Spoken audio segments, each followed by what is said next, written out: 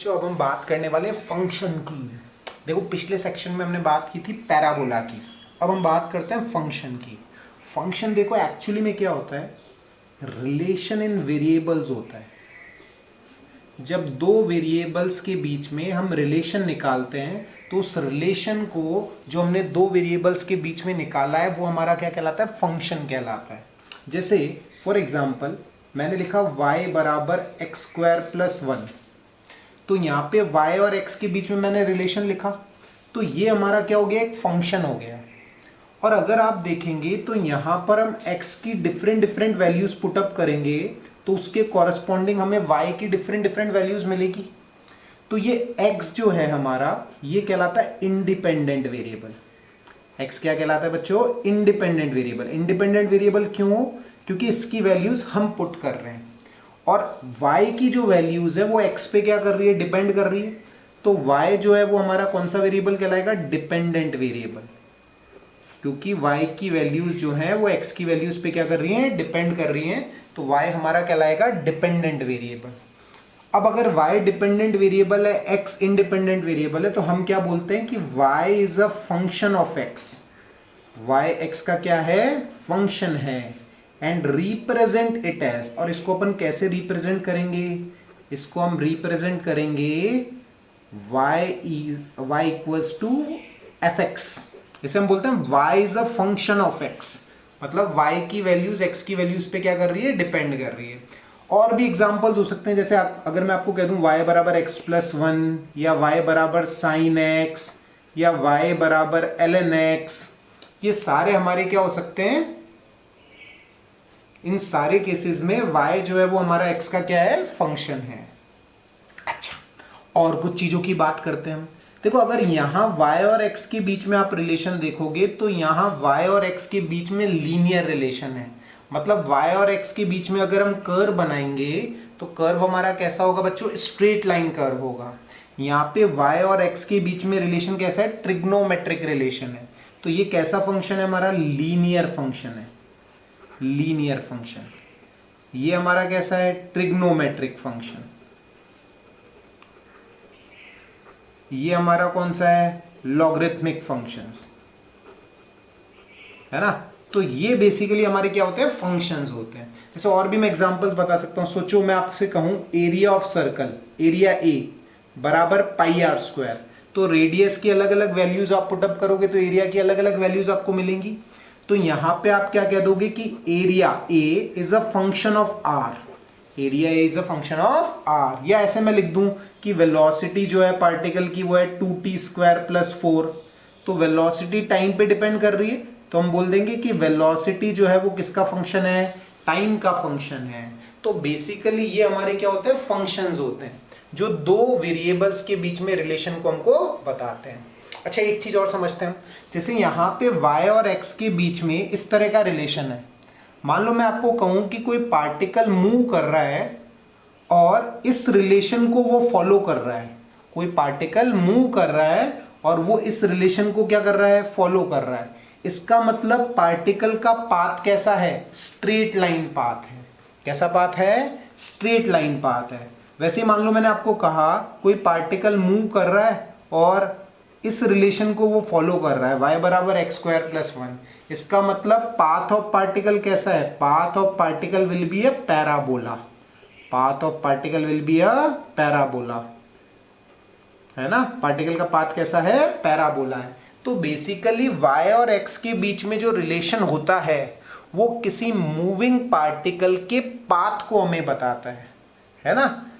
y और x के बीच का रिलेशन किसी मूविंग पार्टिकल के पाथ को हमें बताता है ना। तो ये चीजें भी आपको ध्यान रखनी है, फंक्शन क्या होता है और इक्वेशन ऑफ पाथ को कौन बताता है। इक्वेशन ऑफ पाथ को बताता है y और x के बीच का रिलेशन, है ना। तो देखो इस पे हम आने वाले सेक्शंस में कुछ सवाल भी करेंगे। इक्वेशन ऑफ पाथ हम कैसे पता करते हैं वो चीज भी हम बात करेंगे। तो देखो बच्चों हमने बात कर ली फंक्शन की, और मैंने आपको एक चीज और बताई थी कि y और x के बीच में जो रिलेशन होता है वो बेसिकली इक्वेशन ऑफ पाथ को क्या करता है, रिप्रेजेंट करता है।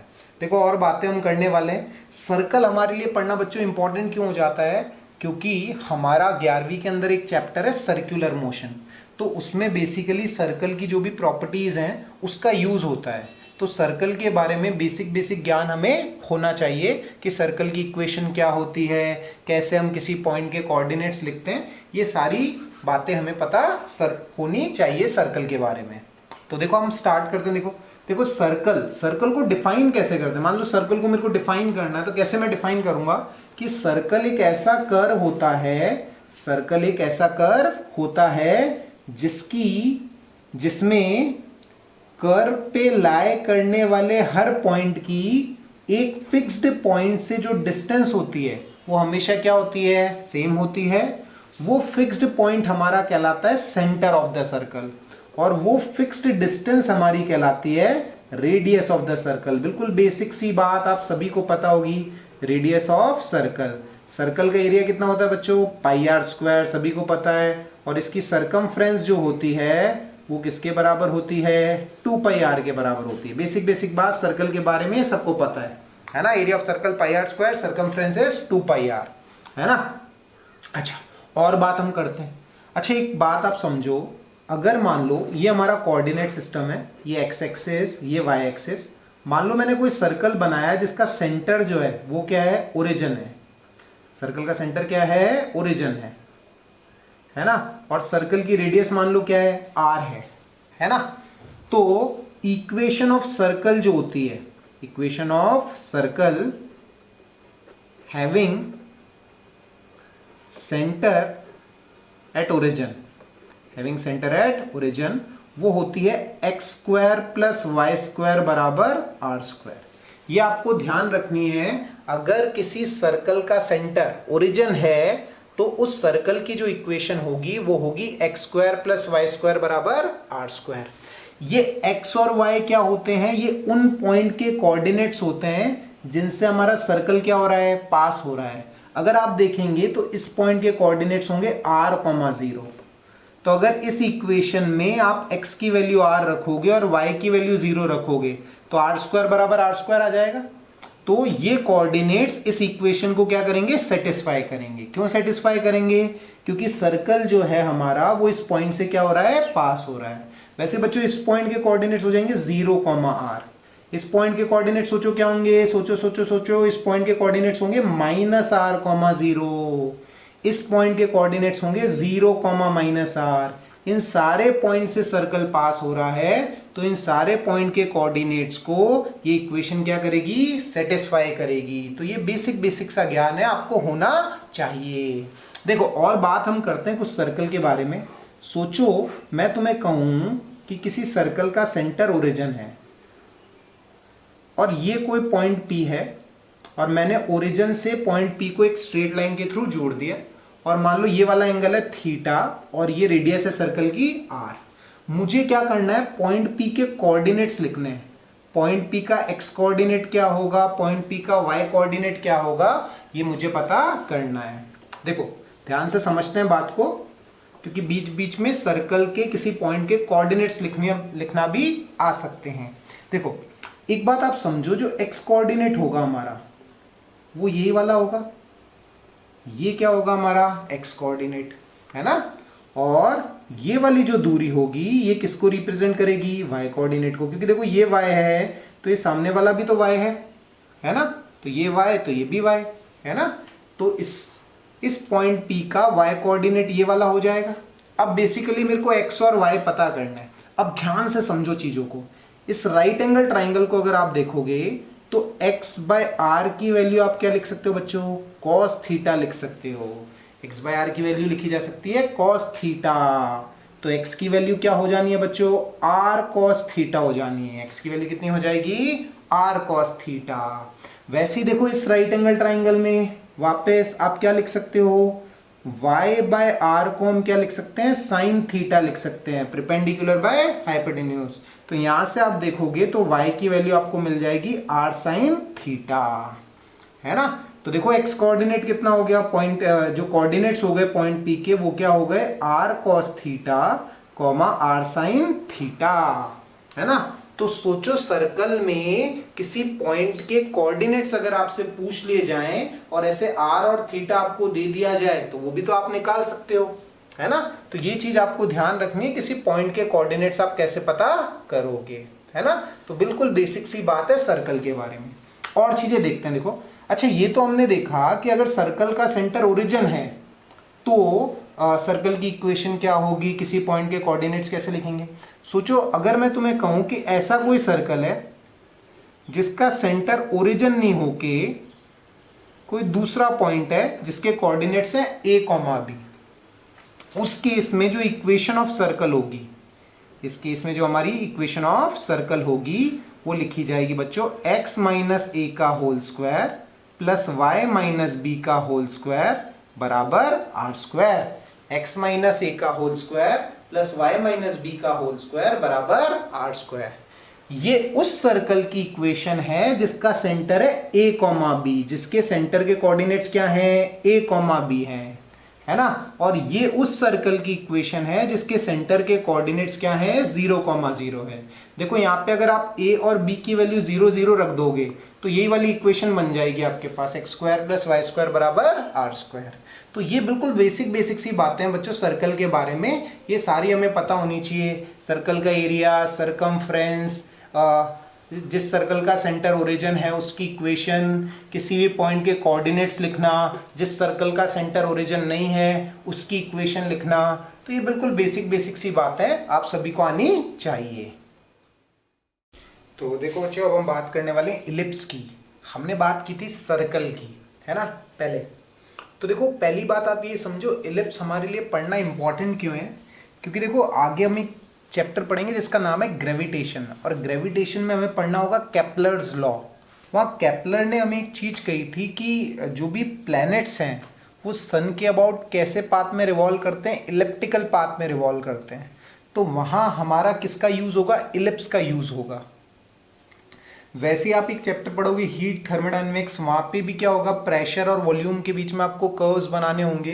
तो कभी कभी प्रेशर और वॉल्यूम के बीच में जो कर्व आएगा वो कैसा आएगा, एक इलिप्टिकल कर्व आएगा और आपसे वर्क डन पूछ लेगा। चलो वो बातें हमारी बात की बातें हैं, अभी हमें सिर्फ बेसिक प्रॉपर्टीज समझनी है इलिप्स की, क्योंकि ये हमारे लिए क्या बन जाता है, एक इंपॉर्टेंट चीज बन जाती है। बाकी एक चैप्टर हम पढ़ेंगे SHM, उसमें भी इलिप्स का यूज होगा। वहाँ पे भी बहुत बार कर्व्स जो आएंगे डिफरेंट क्वांटिटीज के बीच में वो इलिप्स आ सकता है। तो इसलिए हमारा इलिप्स पढ़ना क्या है, इंपॉर्टेंट है। देखो बिल्कुल बेसिक चीजों की हम बात करते हैं। इलिप्स होता कैसा, देखो दिखने में कैसा होता है, जैसे मान लो ये हमारी एक्सिस है और ये हमारा सेंटर ओरिजिन है, तो इस तरह का फिगर होता है। देखो दिखने में इलिप्स ऐसे, मतलब एक तरह से तुमने अंडे को क्या कर दिया, थोड़ा पिचका दिया, सर्कल को थोड़ा तुमने पिचका दिया, तो क्या बन गया, इलिप्स बन गया, है ना। ये सेंटर है। अब इलिप्स में क्या होता है, दो फोकस होते हैं ऐसे, देखो F1 और F2। इस F1 और F2 को हम क्या कहते हैं, फोकाई ऑफ इलिप्स बोल दो या फोकस ऑफ इलिप्स बोल दो, एक ही बात है। अब इलिप्स में क्या होती है बच्चों, एक प्रॉपर्टी होती है। क्या प्रॉपर्टी होती है, देखो जैसे मान लो मैंने इलिप्स की पेरिफेरी पे एक पॉइंट लिया P, और मान लो इस पॉइंट P की F1 से दूरी कितनी है, F1P, और पॉइंट P की F2 से जो दूरी है वो है F2P। तो इलिप्स की देखो क्या प्रॉपर्टी होती है कि F1P प्लस F2P का जो समेशन है वो क्या होता है, कांस्टेंट होता है। वो क्या होता है, कांस्टेंट। मान लो वो कांस्टेंट मान लो x के बराबर है, या कांस्टेंट मैं कह देता हूं, x नहीं लेते कांस्टेंट, हम उसको ले लेते हैं कैपिटल A ले लेते हैं। मान लो वो कांस्टेंट कैपिटल A के बराबर है। तो मान लो ये कोई पॉइंट है Q, इस पॉइंट Q की F1 से दूरी है F1Q, F2 से दूरी है F2Q। तो F1Q प्लस F2Q की वैल्यू भी किसके बराबर होगी, A के बराबर होगी। ये इलिप्स की प्रॉपर्टी है जो आपको ध्यान रखनी है। इलिप्स में क्या होता है, जो भी पॉइंट इलिप्स की पेरिफेरी पे लाया करता है उस पॉइंट की दोनों फोकसेस से डिस्टेंसेस का सम क्या होता है, कांस्टेंट होता है। तो F1Q प्लस F2Q भी क्या होगा, A के बराबर। मान लो यहां पे मैंने कोई पॉइंट R ले लिया, तो मैं क्या कहूंगा, F1R प्लस F2R, ये भी किसके बराबर होगा, A के बराबर होगा। ये इलिप्स की प्रॉपर्टी होती है बच्चों, ये आपको ध्यान रखनी है ना। चलो और बात करते हैं हम। देखो और कुछ चीजों की बात करते हैं। देखो एक बात हम करते हैं इक्वेशन ऑफ इलिप्स की, समझना बात को अच्छे से। मान लो ये इलिप्स का सेंटर हो गया, इस तरह से हमारा इलिप्स हो गया, है ना। अब देखो अगर आप देखोगे तो ये ए बी जो है, ए बी ये हमारी कहलाती है major axis of ellipse. Major axis of ellipse, ये इलिप्स की कहलाती है मेजर एक्सिस। और जो सी डी है, सी डी ये हमारी कहलाती है minor axis of ellipse. Minor axis of ellipse. मान लो ये वाली जो लेंथ है वो 2a के बराबर है। ये वाली लेंथ किसके बराबर है? 2a के बराबर। और यहां से लेके यहां तक की लेंथ, मतलब जो CD लेंथ है हमारी, वो किसके बराबर है? 2b के बराबर है ना। तो इस पॉइंट के कोऑर्डिनेट्स में क्या लिख सकता हूं? a,0। इस पॉइंट के कोऑर्डिनेट्स में क्या लिख दूंगा? -a,0, क्योंकि ये टोटल लेंथ 2a हो गई। इस पॉइंट के कोऑर्डिनेट्स में लिखूंगा 0,b। इस पॉइंट के कोऑर्डिनेट्स में लिखूंगा 0,-b, है ना। तो ये कोऑर्डिनेट्स आपको समझ में आए होंगे। तो देखो इक्वेशन ऑफ इलिप्स बच्चों जो लिखी जाती है, इक्वेशन ऑफ इलिप्स होती है हमारी x² bye a² plus y² bye b² बराबर 1। ये किसकी इक्वेशन होती है? इलिप्स की इक्वेशन होती है। x² bye a² plus y² bye b² बराबर 1। अच्छा ये जो 2a हमारी क्या है? Length of semi major axis. 2b हमारी क्या है? Length of semi minor axis. CD को हम क्या बोलते हैं? Minor axis. Sorry, CD is called as the minor axis. तो 2b is the length of minor axis. अच्छा ये जो a है, a इसे हम बोल देते हैं length of semi major axis. Is the length of semi major axis. और b जो है वो हमारी कहलाती है length of semi minor axis. Length of semi minor axis, है ना। वो किसके बराबर है? b के बराबर है। तो यहां आपको ध्यान रखना है x² बाय a² में a जो है वो हमारी क्या है? Length of semi major axis है। और b जो है वो हमारी क्या है? Length of semi minor axis है ना। तो ये इक्वेशन ऑफ इलिप्स आपको ध्यान रखनी है, हमारे लिए एक इंपॉर्टेंट इक्वेशन है ये। क्योंकि कई बार जब पार्टिकल मूव कर रहा होता है तो पार्टिकल का जो पाथ होता है वो इलिप्टिकल पाथ होता है। तो उस केस में पार्टिकल की इक्वेशन ऑफ पाथ ये वाली हो जाएगी। अच्छा एक और चीजों की बात कर लेते हैं हम। देखो एरिया ऑफ इलिप्स जो होता है बच्चों, एरिया ऑफ इलिप्स वो होता है πAB के बराबर। ये भी आपको ध्यान रखना है, एरिया ऑफ इलिप्स होगा πAB। सोचो अगर a की वैल्यू b के बराबर है तो इलिप्स हमारा क्या बन जाएगा? एक सर्कल बन जाएगा। उस केस में एरिया ऑफ इलिप्स क्या हो जाएगा? πr² हो जाएगा, है ना। तो ये कुछ बेसिक प्रॉपर्टीज हैं इलिप्स की, ये हमें थोड़ी सी ध्यान रखनी है ना।